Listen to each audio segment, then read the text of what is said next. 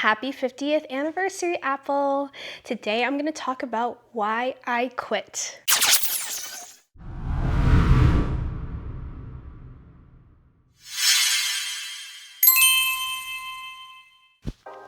Hey YouTube! Welcome back to my channel. I am Artsume Shae, if you didn't know already, and I am talking to you from my couch because today's subject is going to be,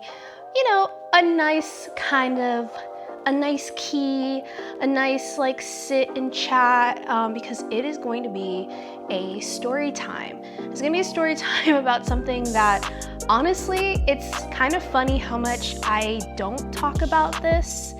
And that is my time, my 6 years working at an Apple retail. To say Apple retail is kind of funny because, it's a store, it's an Apple store, and oftentimes there's a lot of like misconceptions about what it's like working in an Apple store. And so today I'm going to be going through my lore. Like, it's a very interesting story, and it's one that of course I haven't talked about in general. Like, for it to be 6 years of my life, I feel like I don't really talk about it that much. And I think that it is one that you often don't talk about because even when working for the company, working for them, even on a retail level, there is this kind of secrecy around it. And so there's a few reasons why I decided to talk about it today in this video. The first is because I was scrolling on TikTok, as you do, and I stumbled across this video, and it is a video of a girl who is recording her, I guess, elderly family member attending a iPhone class. And I will put the video up on the screen so you can see that. I did not only bump into it once, I bumped into a different video of the same thing. And I'm not gonna lie, when I saw that video, a bunch of memories and thoughts and trauma flooded in. It's just kind of interesting that, at the time I was working there, TikTok and things like that really wasn't much of a thing as much as it is now. So I don't know, I feel like if I was working at the store doing that job now, maybe seeing my job, my role appear on TikTok wouldn't be so shocking to me. But anyway, it was a blast from the past. And I was like, I just feel like I really want to talk about it. Also, I haven't worked there in, I don't know, like 2-3 years now. So I'm pretty sure I don't have to worry about like any NDAs or whatnot. Not like I would, because I don't know, contrary to misconceptions, we don't know when the iPhones come out. We don't know a lot of behind the scenes information. Like, working at Apple really felt like working at like the Pentagon. So now that I am, free from working there, I really don't think I have to worry about anything. Of course, I will be vague about certain elements. I won't be talking about, key codes to the break room or, things like that. Just, general stuff that many of you may know about if you've worked in retail, especially if you've worked in Apple retail. This will maybe be a very cathartic viewing experience to talk about today. But if you are new to my channel, I'm Artsume Shae. I do a lot of lifestyle, art, content, things like that. I am a digital artist, and I also have a webcomic called Ultima, and I just kind of document not only my art journey, but also just my life journey in general. So if that interests you, definitely keep watching and consider subscribing to the channel when you are so interested in doing that. I haven't done a video in a minute. It's like maybe been like half a month. The last video I did was my Pokopia video, which I'm still going strong. That game, there are two types of players for Pokopia. The employed and the unemployed. I only say that because I have not been able to, let's just say, make my lands and my builds very picturesque. I feel like what I'm mostly focusing on right now is just trying to get like my Pokemon at a good environment level. I'm trying to like accomplish certain kind of like game tasks, and I think, I'm not quite sure, I might have to get every environment to level 10 before I reach like the end credits, which, no spoilers please, I'm not really sure what to expect at that point. But yeah, it's definitely like a balance. You have, you know, accomplishing tasks, but then for some reason I can't accomplish tasks and make them look cute and pretty at the same time. Honestly though, the first thing I really need to do is get a better storage system. If you are new to Pokopia and you want to know what your day one necessity is, other than trying to, you know, establish your home in every world, definitely make sure that you get a good organization storage system, because my husband, he like side-eyes me about my organization system, and yeah. But anyway, that's a different discussion. I just have been really busy in the past month, and so I've been trying to pop out some videos, and yeah, just keep up to date to please the algorithm gods. Hey, post-recording Shae. I just want to really start by saying a big disclaimer that I'm only claiming this entire thing to be my experience and my experience alone. This video is in no way crapping on the company, crapping on the retail working experience. There is a lot of honesty in this video, and you'll understand later on in the video that I don't really take back or regret really anything and any of my time working here. So I just want to say that this isn't a hit piece at all. This is just my opinion and my experience while working in Apple retail. All right, so starting off, let's talk about getting the job. So I was freshly out of college. I had a job on campus.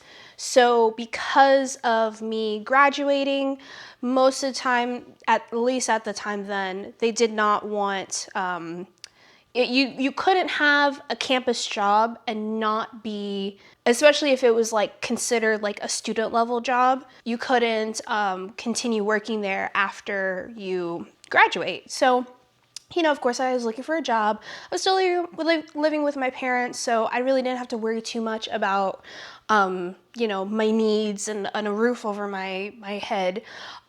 So at the time, I, of course, was very interested in working at our local Apple store. Now, of course, the only Apple store from where I lived was like 2-something hours away. So the fact that where I currently lived in my local town has an Apple store was really cool. Of course, from the outside looking in, you know, Apple in general is always propped up as such like an established symbol. It's a product that many people like and use. And of course, I pretty much, as early as I can remember, have been using Apple products, whether it's like in computer class or things like that. One of my earliest experiences with Apple was the design program KidPix. Oh my gosh, KidPix was so much fun. That was one of the funniest little software apps. Well, now they're called apps, but back then they were called software. Computer programs, there we go. One of the cutest little computer programs ever. It was quirky, it was aesthetic, and yeah, in general, KidPix was definitely my introduction to that. So of course, I really wanted to work at Apple. Everybody did. A lot of people are always asking, even when I was working there, they're like, how do we get a job here? Stuff like that. There's a lot of misconceptions though going into it. Like, I think people thought you got like free Apple products by working there. You did get a good discount though, and I will talk about that more later. But overall, like it really was not as glitz and glammy as maybe people would have thought. So I was trying to get a job and I kind of wanted like a tech job anyway. Of course we had the Apple store, but then we also had a Best Buy. And my boyfriend at the time, he knew somebody who worked at Best Buy, a GM or one of the leads there. And, you know, of course I was like, hey, yeah, that's great. I would love for you to talk to them and see if I can get a connection in and all that stuff. And very grateful to him to help me get a job in Best Buy. But I did not want to work at Best Buy. I wanted to work at Apple. So of course I applied to Best Buy and Apple at the same time. And I got the job at Best Buy. And, you know, it was what it was. I actually got a job. So funny enough, I didn't just work at Best Buy. I worked at Geek Squad. And Geek Squad, if anybody remembers the show Chuck, I think it really shows my maturity at that time. I thought about Geek Squad and I only thought about like the show Chuck. I don't remember what they were called, but you know, the Nerd Squad, there it is, the Nerd Squad, their version, their knockoff of it. So I always thought, I'm like, oh my gosh, it'd be like the Nerd Squad working for them. It was not. Working at Best Buy Geek Squad was one of the worst job experiences that I ever had. I'll give you my prime example. So I was working, I was doing training and whatnot.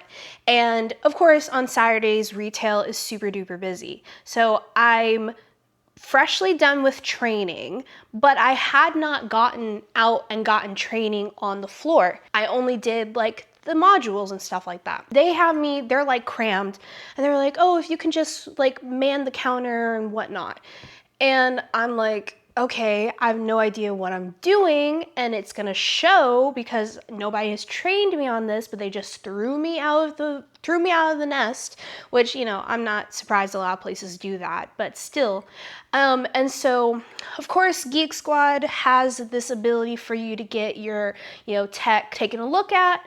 But when it comes down to your data, we always say no matter whether it's Geek Squad or Apple, you are fully in charge of your data.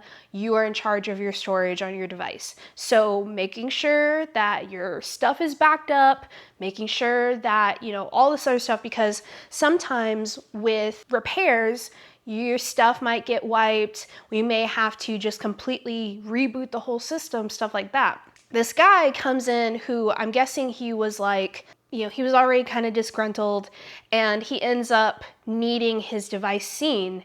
And so he's paying for their like yearly plan, Geek Squad's yearly plan, whatever. He's paying for that. But because I'm new, I don't quite know how to describe what the plan entails, all this other stuff. So come to find out, they did have to, you know, erase the device in order to reboot it and whatnot. He was so livid because, of course, I didn't know how to describe these terminologies like I do now. And so he's over here just like ripping me a new one. And the line is like really long, of course. My parents they were just at Best Buy that day and they decide to come and, you know, pay me a visit. So they're kind of like waiting at the side of the line.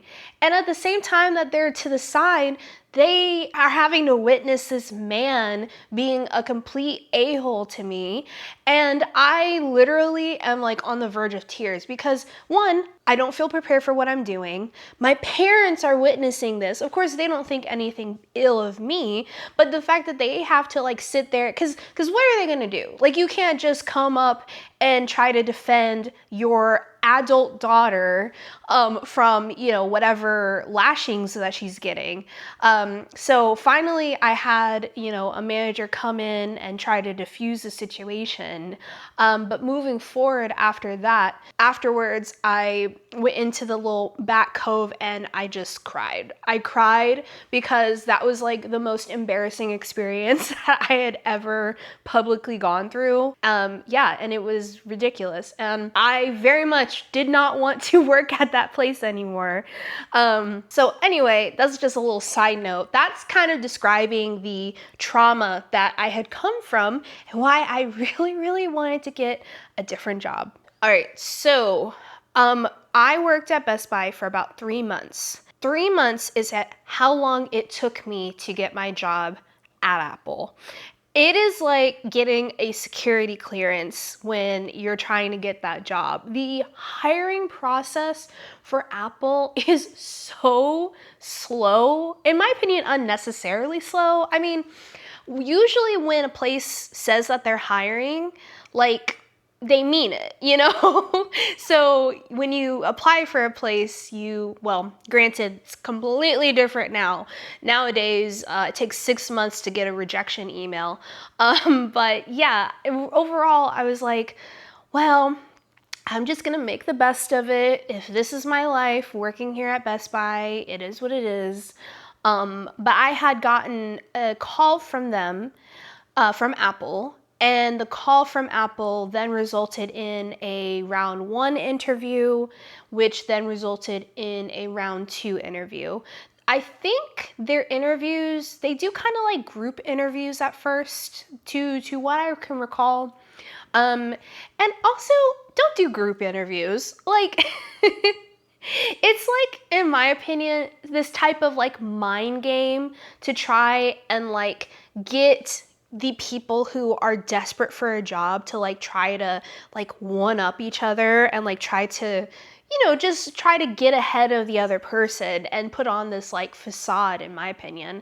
But overall, I did find out towards like the last 3-month period I was at Best Buy, that I had officially gotten a position there. So I was very, very, very happy about that. I think I was like in the middle of a restaurant when I got the phone call, so it was like really hard to hear them.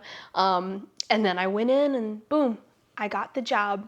It's funny because when I went to quit and give my resignation letter to Best Buy, they were really disappointed because after I had that really bad customer service experience, I was like, I never want to feel like that again. I am going to force myself to be good at this job, so much so where that never happens again and I don't feel put into that uncomfortable situation. And I was like actually doing really well. I was making some of the top sales when it comes down to the Geek Squad protection plan. Like, I was bringing in really good numbers. So they were like, can we offer you more money? Like, they were like, you're like really good. We really want to lose you. So I felt good about that, that I had like, really accomplished something and really set my mind to it. But I was like, no, because guess what? I got the iPhone on the way, so sorry about that. Either or, I was very satisfied with that. All right, so my job role and my daily life at the store. So whenever someone starts at Apple, they always start in what's called the product zone. So there are different sections, I guess you can call it, of the store. The sales floor, that is going to be like the retail. Most of the time, the people are going to be really focused on sales, upgrading your phones, things like that. Then you've got the Genius Bar, which everybody knows the Genius Bar. That is the area that is dedicated to either repairing your device, rebooting it, seeing what the troubleshooting issue is. Then there is the backstage area. Backstage, those are the people who are basically running your product out from the back. They're also the ones who are dealing with inventory, and then also dealing with any type of like mail, shipping, pickups, things like that.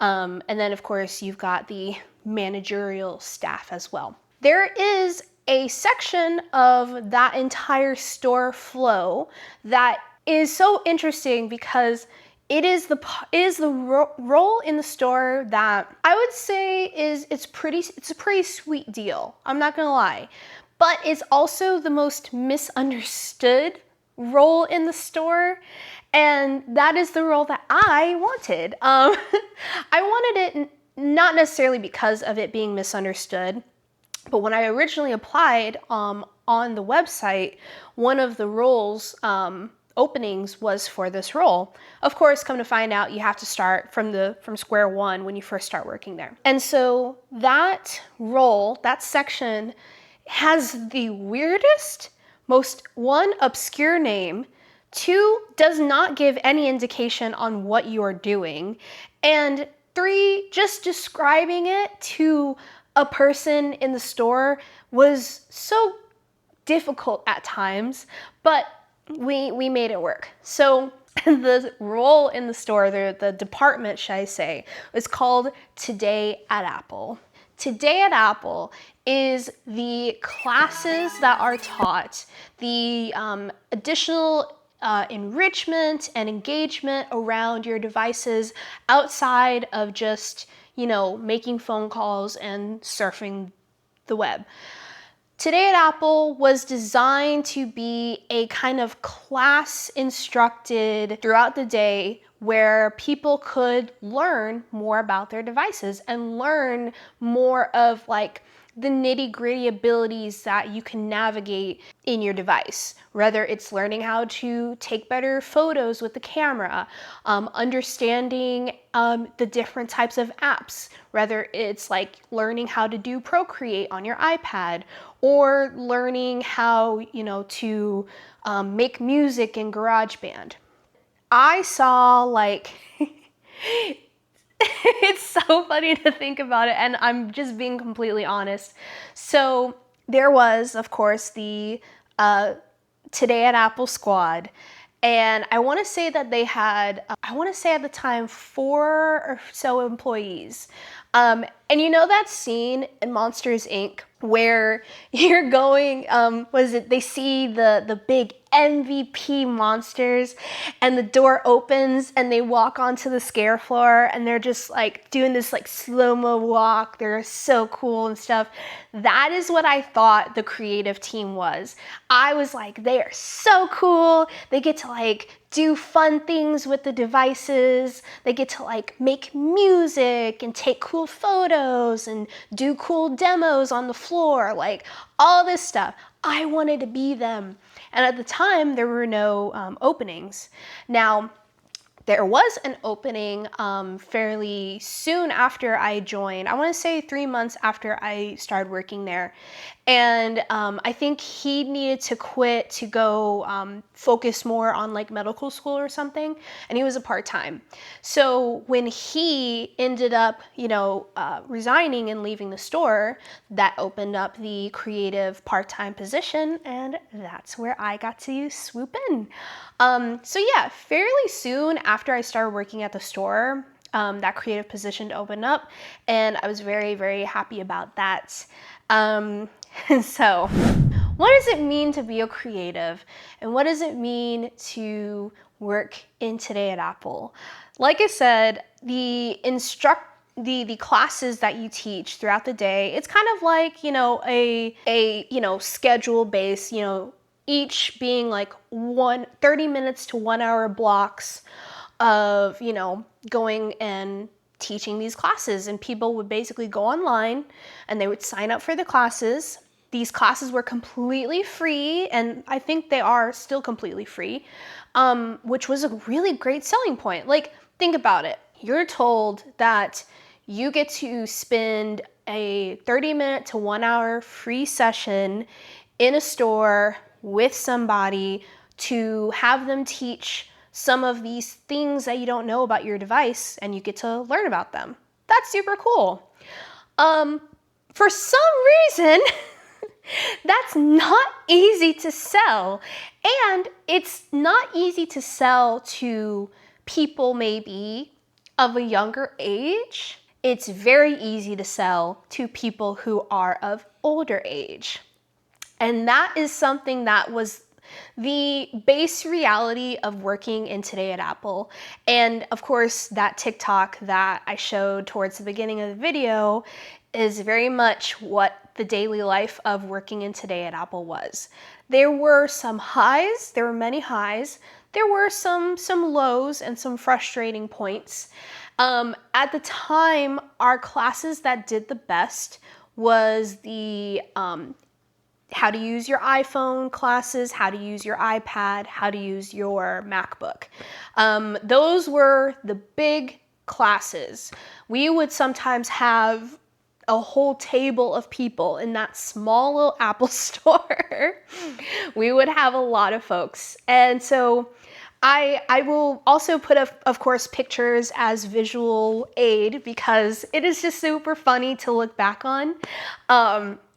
But just picture me at the head of a table with this big screen at the end of it, and you have almost shoulder to shoulder a variety of people between, you know, the ages of 50 and 80, all collected around with their little iPhones and learning about how to send a text, how to open Safari and surf the web and save bookmarks, how to take a photo with your iPhone.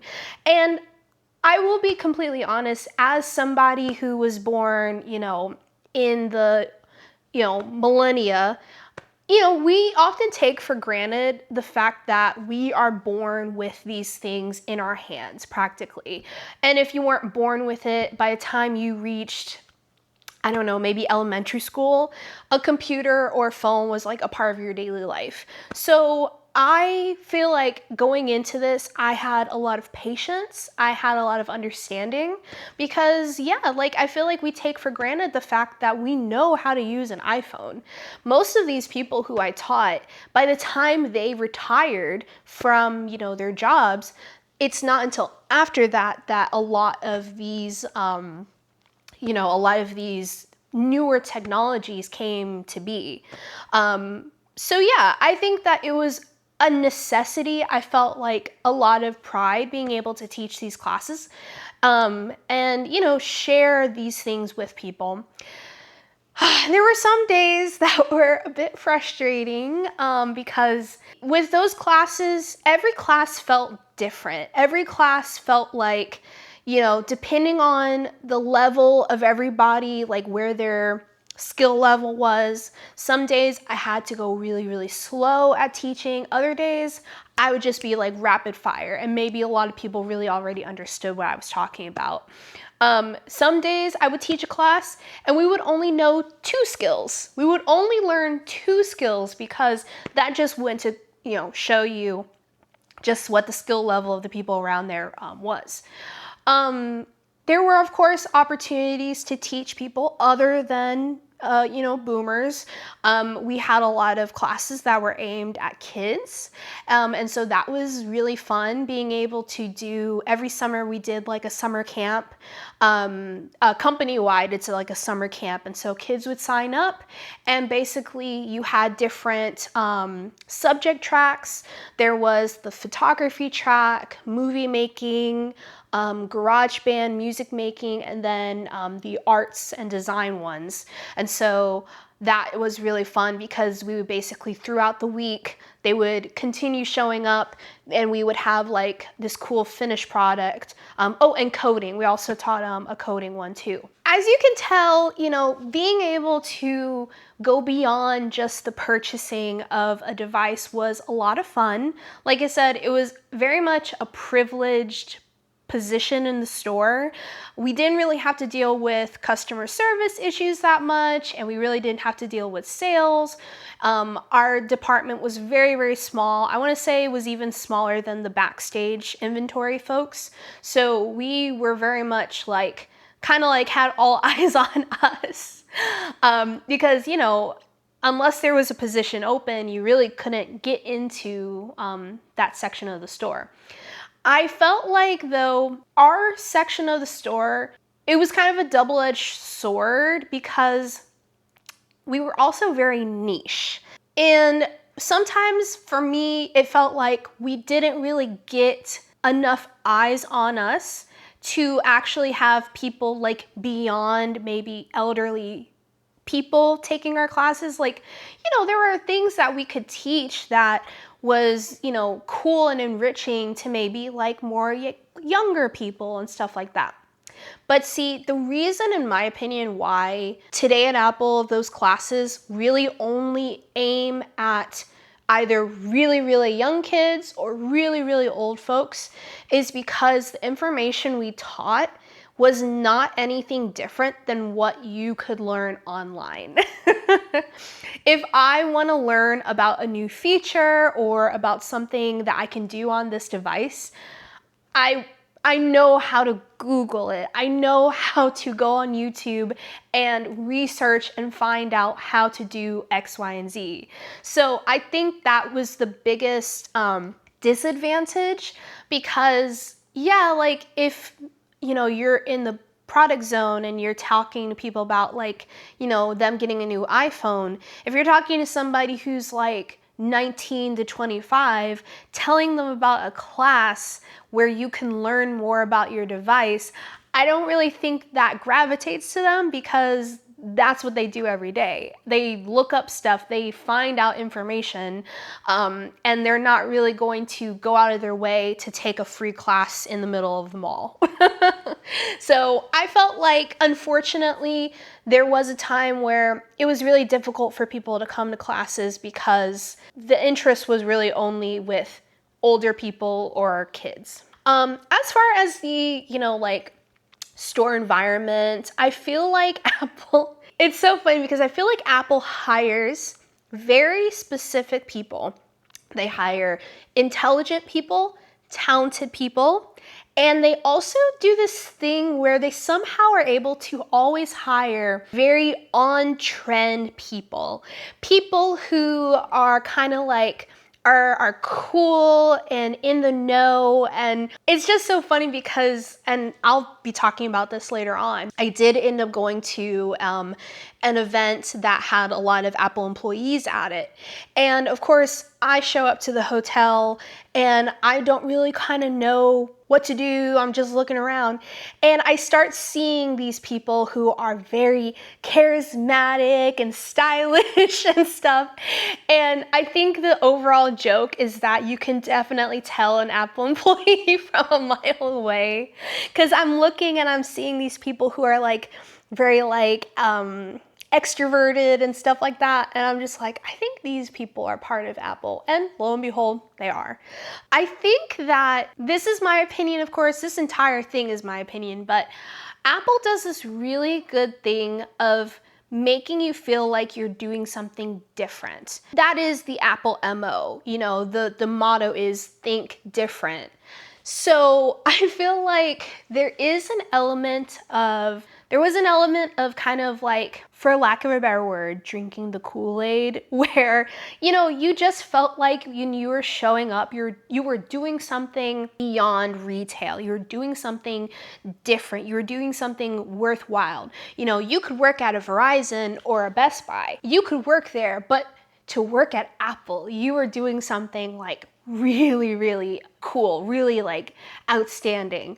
And so I think, honestly, that is what kept me there for so long. They take care of you, when it comes down to like benefits, they take care of you as people. And at the time that I was working there, I always remembered having manager staff that really cared about who we were on the outside of the store and on the inside of the store.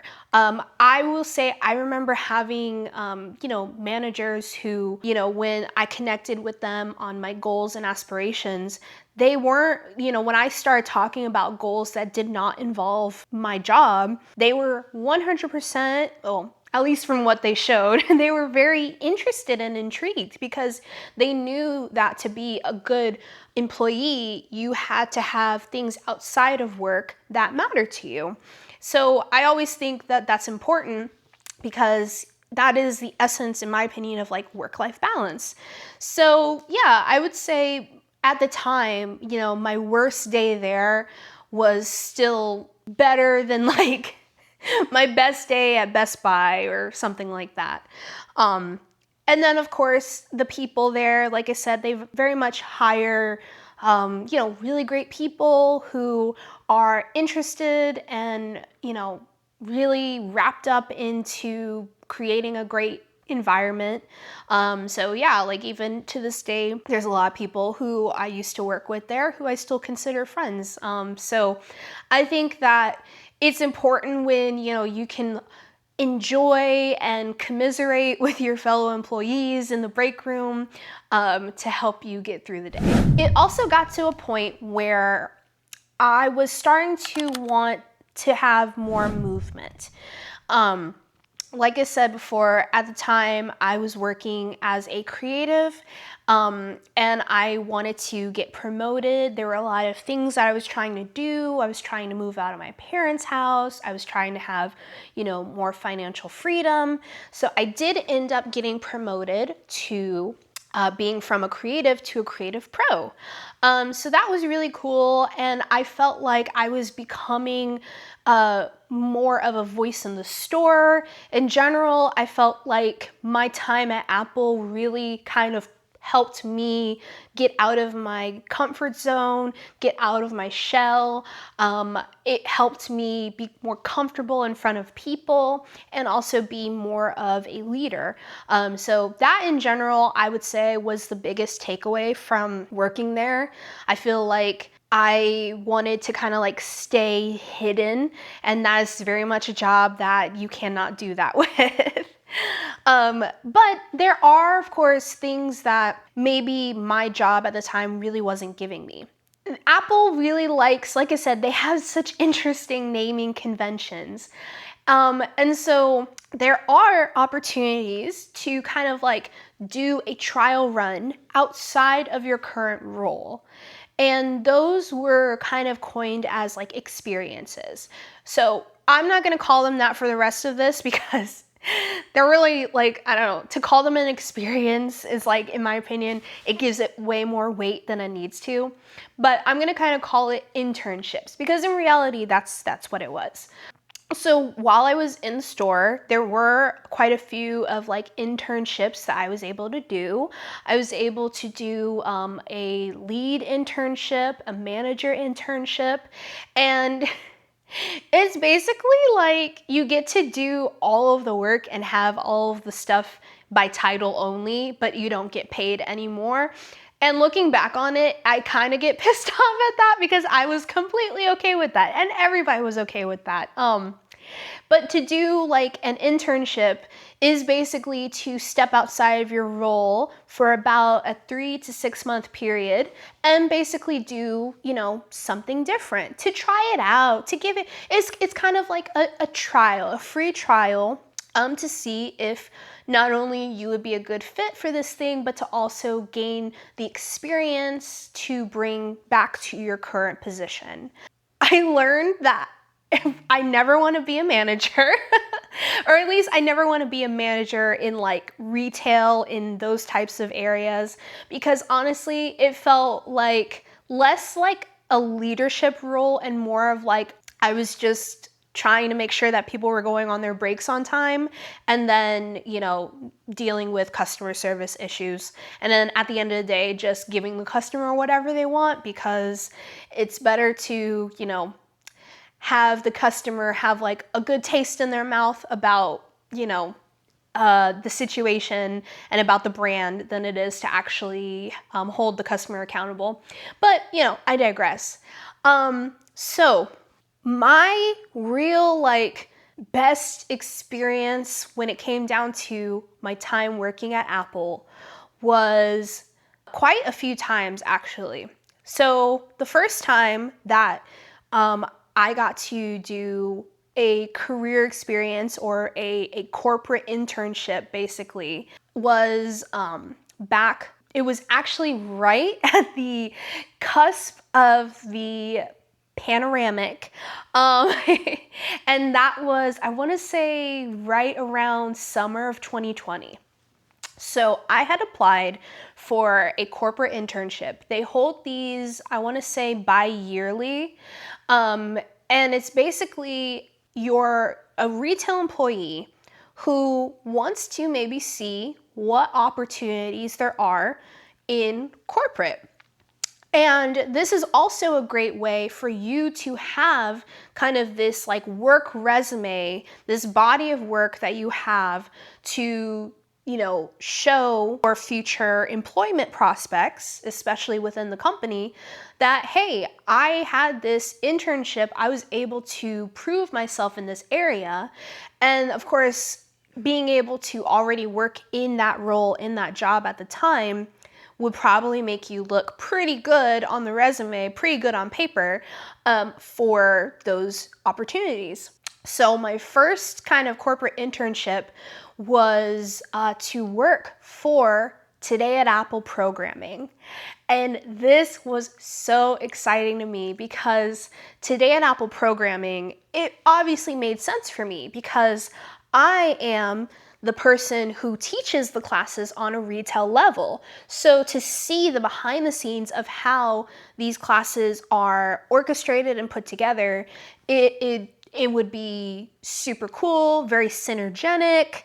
And of course, typically the people who they have doing the Today at Apple internship experiences were creatives from in the store. There's a lot of names, there's a lot of, I hope I still have you here because even sometimes it just feels like word soup sometimes when I'm describing this. But anyway, of course, unfortunately, there was a epidemic happening outside. So unfortunately, we could not go to California to actually work on this programming experience. Really, really sad, really a bummer. But I was glad that I was still able to, you know, do the experience from home. So for about, I want to say around 6 months, I worked remotely, I worked for corporate, and we worked to put together a Christmas-themed online remote program, like online type of programming experience. Because as you all may know, during 2020 and 2020 on, a lot of the stores were closed or in limited capacity. So yeah, it was a really cool experience. I got to learn a lot about how Today at Apple works, how these different cross-functional departments all work together to, you know, put out a product that works not only for the classes, but for the software, for, you know, product launches, all things like that. So it was really a cool experience, and everybody, so whenever you did an experience, you had a basically like a mentor. That was your boss, so that was the person who you reported to, and the person who they would help you understand this world more. So yeah, that was the first career experience. I've done a total of 3 like experiences. Then, so fast forward in time, and we're out of quarantine, and we're mostly doing, you know, like public masking and stuff like that. So every year, Apple does some type of big launch, right? A lot of people know the main launch, which is the iPhone launch. So iPhone launch, that's like obviously a really big deal. But then they have the Worldwide Developer Conference, which is called WWDC, or the term is kind of coined WWDC. But that is where they usually announce different things for MacBook, iPad, OS launches, so like the iOS, the iPad OS, Mac OS, all that good stuff. So to be there in person, if you were actually at the WWDC, which is at Apple Park in California, this is probably like a more understated part. But there are literally employees who are set tasks all across the week event. So what they do, it's so interesting describing these because it's like almost like an alien language practically. So before WWDC, they have managers and store leads from all across the stores in the United States, and you basically get picked by your managers to kind of represent your store in California. And I won't go into detail because I have a feeling that there's a lot of stuff that I'm not allowed to say. But basically, you know, I got chosen from our store. So I didn't volunteer, like they actually like picked me, which was really, really cool. So they picked me to go out to California to represent our little Apple store in town, and then be able to go and, you know, help with making the WWDC event a reality. So that was really cool. We got to go into Apple Park. We got to meet Tim Cook. So I would put pictures of that experience up there because it's really kind of like, it's like an Apple vacation. Like all the things, like if you think about Apple Park is kind of like Mount Olympus. It is the city in the clouds that a lot of us employees in retail dream of joining, dream of reaching that ascendance. And so a lot of the times, you know, you hear about certain things, like you hear about the cafeteria and the food that they have at Apple Park, and just being in Apple Park in general. How secretive and how like high tech that place is. That's really kind of like what the experience of going there is like thinking of the place that you've always wanted to go and then finally being able to go there. So yeah, like going to Apple Park in, I want to say it was like 2022. And then they train you, so you go through like 3 days of training and then I think 2 days of the actual event. And the training, of course, is to continue to instill more of that Apple credo in you. They're continuing to invest time into you so that way you feel, you know, seen by the Apple gods, which I love. Because here's the thing. To do that, to have your employees be the best employees that you want them to be, you have to invest into them. And I really felt like leading up to that, the before and after of the event felt super cool. It was like a motivational conference mixed in with like a work trip. It was pretty interesting. I mean, of course, you know, they paid for your hotel and food and things like that. And then, you know, you take that inspiration and you take that excitement back to your retail stores. And then finally, the third and last experience that I did while I was there was working on the, I want to say app. It was like the creative apps. So I'm not gonna lie, even to this day, like describing it is kind of like confusing, but basically, you know, there are a lot of app developers that create, you know, apps for our different devices. So I mostly worked with the Mac team on app developer outreach. I don't know. It's kind of a blur. But that was another career experience, corporate internship that I was able to do. And it was a lot of fun. That one, of course, was also remote. So we did that remotely for the exception of the next WWDC, which that's kind of what we were working towards. Our main project that we were working towards was the lead up into WWDC 2024, I believe.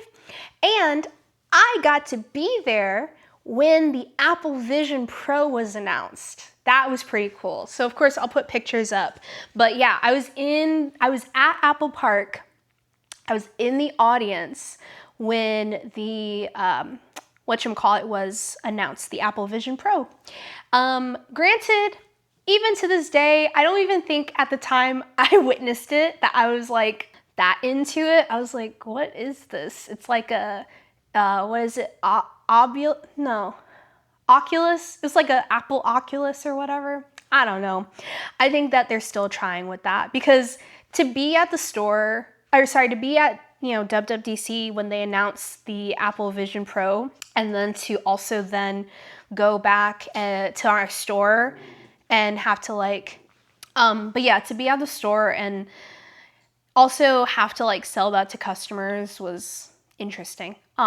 Anyway, but yeah, no, even within that experience, there were also cool things I got to do. I got to fly out to New York for a artist. I don't even know how to describe it either, but basically we were trying to get the iPad into the hands of illustrators. So it was like a small little outreach experience with illustrators to kind of help them see and realize some of the benefits of utilizing an iPad with the creativity that they already use. So got to go out to New York and do that. That was a lot of fun. So yeah, the experiences, the internships basically that I got to do while working for Apple, I would definitely say was the highlight of my time there. They do a lot of these different experiences throughout the year. Sometimes they do, new store opening experiences. So, whenever there is employees who are sent to another store to basically help open the store, that's something that often happens too. So yeah, I think in general, the fact that you can be working in retail and still be able to go and branch out and utilize your skills throughout, the entire company was really a lot of fun. And like I said, it was the highlight of what I did. Now, I would say the part about it that was not the best was the fact that even after doing these internships, even after, globe trotting for the company, sometimes at the end of the day, you just go right back to your store. And that brings me to my final part, which is the beginning of the end. It was very much after I reached that kind of 3-year mark, that's when I started, exposing myself to more of these career experiences. And going, to these career experiences and then having to return back to your store, it really wasn't all that bad, but I would say was the breaking point for me, not just working at the Apple store, but also just working in retail in general, was the 2020 pandemic. Yeah, I definitely feel like the sour taste in my mouth had everything to do with the way customers were acting during COVID. So, we all kind of have the same timeline when it comes down to the pandemic. We closed for a week, and then 1 week turned into a month, turned into 6 months, and all this other stuff. So I feel like there was a lot of confusion. There was a lot of discontent, and I really felt like, and I'm going to try and be as neutral in describing this as possible, but I really felt like I really felt like customers were taking out their frustrations on us. And we had closed for a week, and then basically we were closed for a long time. I want to say for the rest of 2020, we were basically fully closed. All employees and managers were working from home, basically they let us, you know, work and be at the safety of our home. Kudos to Apple for allowing their retail employees to be in the safety of their homes, because they very much could have, you know, designated us as essential staff. You know, like, I feel it's so funny because I'll talk to my husband about, you know, what our times look like in those, you know, eras. And he'll be like, well, because he, you know, he works for a post office. So he very much did not get the same, you know, quarantine experience that I did. You know, for me, I'm over here being like, woe is me, but I'm also getting to stay home like all the time, versus with him, who did have to, you know, commute to work. My memory is a little foggy, but I think we were able to stay home for about like the rest of the year up until the holidays. Because of course they really wanted to make sure that, you know, we were able to make money. You know, during the holidays, you know, people still want to buy iPhones and buy MacBooks and stuff like that. So we had this very, like, I would say arguably Apple as like a company, they took the pandemic very seriously. So, for example, we had to wear a mask in the store. Customers also had to wear a mask in the store. And we also could only have like a limited capacity. So, of course, if you remember, you know, the whole 6 feet apart rule. So we did have to be kind of like in that 6 feet range from one another. All of our tables, if you've been in an Apple store, you know, they've got those big oak wooden tables. So we had to make sure that we stood, you know, kind of on one side, and then the customer stood on the other side. It was also kind of annoying because it was the summer, and it was the summer in the South, and the summer in the South is hot. It's hot, it's humid, you don't want to be outside for too long. But we did have it where, you know, we had tents up, and we had like these, you know, line dividers. So we made it where customers basically wait in these outdoor lines and then make their way inside, because like I said, it was limited capacity. And it was just really frustrating because in my experience, being in the South during the pandemic, I experienced a lot of people who did not take this pandemic seriously. They did not respect my safety, did not respect the safety of my coworkers. They didn't want to wear masks. Some people did not even want to do the distancing. They were so frustrated because, and in a way I can empathize, because, you know, you have basically your phone is bricked. Your phone is bricked, and you're over here also trying to get it fixed. And we have, you know, all of these rules on how to conduct yourself. But at the same time, once again, we're only asking you to do a few things. We're asking you to put a mask on. We're asking you to disinfect your phone before handing it over. Like, I feel like the requests that we had for customers was the bare minimum when it comes down to our safety, only for them to really reject it and then also start to fling a lot of their personal politics and personal biases onto us. There were days where it was utterly exhausting. And I think that, and I'm speaking for myself, but I also feel like this is mirrored with a lot of my coworkers at the time. It really took a daunting toll on us. It was very frustrating because we all know what it was like in 2020, 2021, 2022 even. We all know what the world was like at that time. So to show up to work and have to put on this bubbly personality, this "how may I help you today?" this customer service voice. There was just so much like cognitive dissonance between what we were expected to do and what we actually felt like doing. It was draining, it was emotionally draining, and it was just so frustrating because those customers really did not treat us like we were human beings. They were customers who, they didn't see us. They just wanted to like yell at us. They just wanted to take out their frustration on us, the people who are at the end of the day just trying to sell them something. It's like, if you don't want to show up, and gosh, there was this one part where this person was so aggravating, and they were like, I'm just trying to buy a phone, I'm just trying to do this, blah, blah, blah.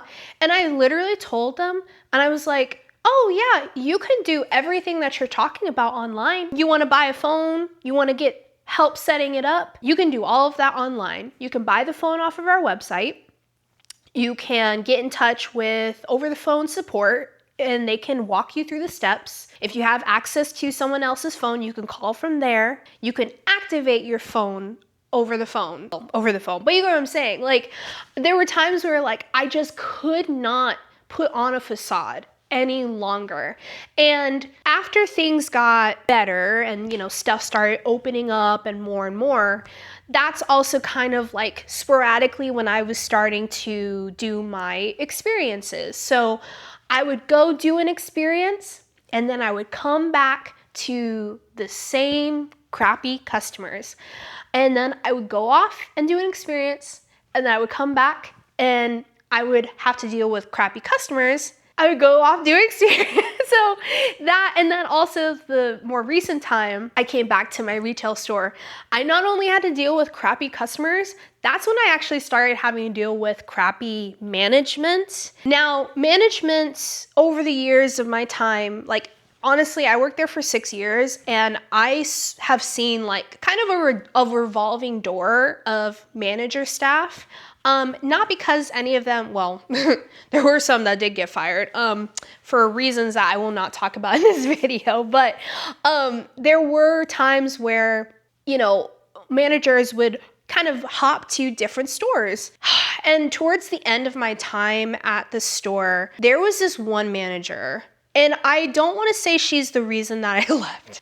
This is the tea part of the video. So of course, I had been working there for like 6 months, right? Or not, sorry, not 6 months, 6 years. I've been working here for like 6 years. And I would say that I had my peak, right? My peak being at that store. And pandemic hits, that's when my trajectory really started to like sink. And so we have this manager senior manager, mind you. And there's like overlap between the old senior manager and the new one. The old senior manager was a gem. They were a gem. They were honestly, in my opinion, one of the best managers I've ever had. So we have this overlap, right?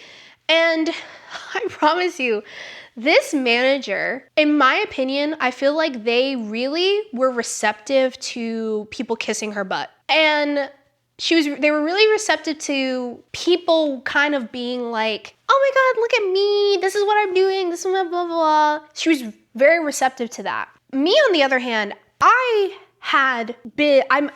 practically tenured at this point. You know, I'm mentally checking out, but I'm of course still trying. It's crazy because for me, sometimes like my worst day is still 100%. So I was like doing, you know, the best that I could, but it just felt like because she found me at the point where I was already kind of like ready to leave, it's like that's how they were perceiving my work ethic. They were perceiving me as lazy. They were perceiving me as not a team player. The amount of times I had to have like connection conversations with this person and them having to check in with me to see how we can improve my, you know, work behavior, all this other stuff where it's just like, you have not been here. That's the annoying thing sometimes when, like, have you ever met somebody who like, they haven't seen your lore or they don't know the iceberg that is underneath the tip at the top, and they all of a sudden want to like assume everything about you, or assume they know you, and all this other stuff. And it's like, you have not been there. I have been star pupil since day one at this store. I have been sent to California 2 times. I have done multiple experiences. Obviously, they would not have volunteered me to go out to these experiences for no reason at all. And then you see me when I am at my most tired, frustrated, and fatigued, and all of a sudden you think that is an indictment on my character. I'm sorry. Obviously, this isn't the first time I've talked about this out loud, but it's definitely like one of the first times that I've like articulated really just how that felt. And also, as like a company, you know, they always had focused on, you know, customer first. Customer first is about their experience. You know, once again, we don't make commissions. So because of that, we are really focusing on getting an enriching experience for that person and their device. I think at the time that the senior manager started working at the store, that's really when the focus started to shift. Now, once again, disclaimer, this is my experience at my store. I'm not saying that this is a universal experience across every store. Our store really started to feel like they were focusing more on metrics. They were focusing on, are we selling Apple Care? Are we doing this? Are we upgrading phones? Things like that. To the point where if somebody started at Apple, like now, for example, at that store, it very much would not be an issue for them. You know, they would be able to like jump right in and be able to learn and navigate that store like nothing. But it was very hard for maybe some of us old heads who have been working here for so long, when metrics didn't really matter, or they mattered, but they didn't tell us that they mattered. They were much more focused on employee behavior, and basically employees focusing more on what the customer needs rather than, are we upgrading? Are we like basically achieving a quota at the end of the day? And I really felt like, because I was not, you know, of the mindset of trying to hit metrics or achieve quotas, that also kind of put a spotlight on me, where then I wasn't seen as like, you know, the star employee anymore, because I'm not helping them achieve their quotas at the end of the day. So that's my long-winded way of saying that it felt like the focus was more on money. And at the end of the day, it is. Like, it's not Apple for no reason. You know, I feel like almost Apple by name alone is able to accomplish so much and have people buy into the persona of what it is to be an Apple owner, all that good stuff. So at the end of the day, I don't think Apple is ever going to worry about not having customers come through the doors. But at the same note, there is a lot of pressure, I feel, put onto employees to make sure that we are, you know, still picking up the pieces. So I think at that point, by the time I reached the end of like my 6-year mark there, I was tired. You know, I was tired of dealing with customers. I had seen the worst of our customers, which really I wasn't really able to shake that off after a while. I also noticed that my energy for doing other things was extremely lacking. I had devoted a lot of my time and energy to my employer, and by the time I got home, I had really nothing to give my art, my projects, the things that I wanted to achieve. I had no energy to do any of that. it's why it's not until really now that I am, like, in the last 2 years, able to have a YouTube channel, able to have a ongoing webcomic, to make a website, all this stuff. All of these things that I'm currently being able to do in like the last 2 years, I've done because I left Apple. And it's interesting because I would also go so far as to say Apple was like one of the best jobs that I've ever had. But I feel like the only way I could continue to work at Apple and maybe even get promoted to some of these bigger jobs, bigger roles, is if I really, really just went all in on Apple. And I was already, I want to say, in my late 20s by the time I had quit Apple. And I had like a little bit of a crisis, I would say, because I was like, I want to be doing more videos. I want to be doing more art. But by the time I get home, I am so physically drained to the point where I can't make anything. So yeah, I think that all in all, my time at Apple came to an end mostly because I was just like, I just want to start doing me. I want to start investing my time and energy into what I can do. That way I can start making my dreams possible, because I was too busy making Apple's dreams possible. But Apple doesn't have to worry about it. They are gonna continue doing well. I have been gone for maybe 3 years now, 2-3 years. They're still doing great. And that's the other thing that was kind of eye-opening for me towards the end, is that I had so much, I guess, kind of guilt wrapped around my, like, me leaving Apple. Because once again, I was Creative Pro. At the time that I left the store, I was at the top position when it comes down to today at Apple. You know, I started at the bottom, rose to the top. I was at the point where I was training other employees on our devices, on product knowledge, on all these things. Like, there was nothing else for me to learn. So I think there was a bit of like remorse, being like, oh my gosh, if I leave, everything's gonna unravel. And that's not true.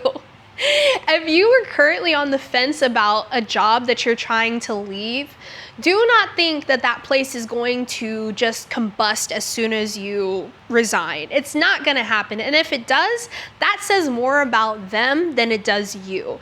You know, you should not see yourself as the tape that is holding that place together, because if it gets to that point, that's when you really know, like, no, I need to touch grass. I need to, you know, really set my sights on greener pastures, because right here is not it. I got a new job after that. Now, was the job I got after Apple amazing? Absolutely not. It was not good. I stayed there for a little over a year, and then I got the heck out of there. That's a story for another time, but I think that it was important to kind of get out of the hamster wheel of working there, because for me, it was just, like I said, it was a hamster wheel, and I was like putting so much expectations on what the next job was, when in reality, I just needed to get out of it. So yeah, I got out of it. I got my rebound job before I got the job that I'm in now, and the rest is history. So in conclusion, I know this is a very long-winded story time video, but yes, in conclusion, once again, it's so funny to me because the reason that I left Apple wasn't really because of Apple. It was because of really the world outside of that store. It was customers, being customers. It was, I guess, the expectations of, you know, this capitalist society, and just seeing within a 6-year time span just how different the world was. And I guess the world changing did end up changing my experience working at that company. And I think also realizing that there were bigger and greater things that I wanted to do for myself, that it just didn't really fit working there anymore. I still, like I said before, I consider it one of the best jobs that I ever had because it afforded me so much opportunity. But I'm not gonna lie, sometimes I look back at myself then, I'm like, dang, how did she do it? Because she has way more energy than I have currently. Because to think about how on the grind, how locked in I was then, yeah, that was definitely like my career girl period. That was my era. Now I still have the same, type A work ethic, but I also kind of still balance it with realizing that I need rest and I need to chill. And now I put all of my effort and energy into things that I actually enjoy. So yeah, I think that's the big difference. But once again, that's my experience at working in Apple retail at my store. Was this experience mirroring your experience? If you're watching this and you worked at an Apple store at one point or another in your life, what of this resonated with you? I'd be very interested to see how this video goes, because it could either go really, really good or really, really bad. But like I said, I didn't even scratch the surface when it comes down to every single thing that I experienced at that store. Because believe me, that would make this video much longer than it already is. But I do really want to say thank you if you're watching this and you worked with me while working at the store. I just want to say thank you. Honestly, I feel like my coworkers were the thing that got me through every day working through the years at that store. I feel like there is a special, trauma bond that we have. And yeah, if you're watching this and we work together while at the store, I just want to say, hi, how are you? I see you. And in one way or another, you definitely shaped my time there. So that is going to be all for this video. If you enjoyed it, if you enjoyed my long-winded workplace story time, then give this video a like. And then if you're interested in maybe more art journey related things, those are things that I've of course put on my channel all throughout, then definitely subscribe for more of those, as well as maybe some more story times here and there, because I can yap. So if you just want to put me on in the background and have me kind of yap in your ear while you're doing stuff, then that's totally fine too. But that's gonna be all from me today. I hope that you enjoy the rest of your time, and I will see you in the next video. Bye!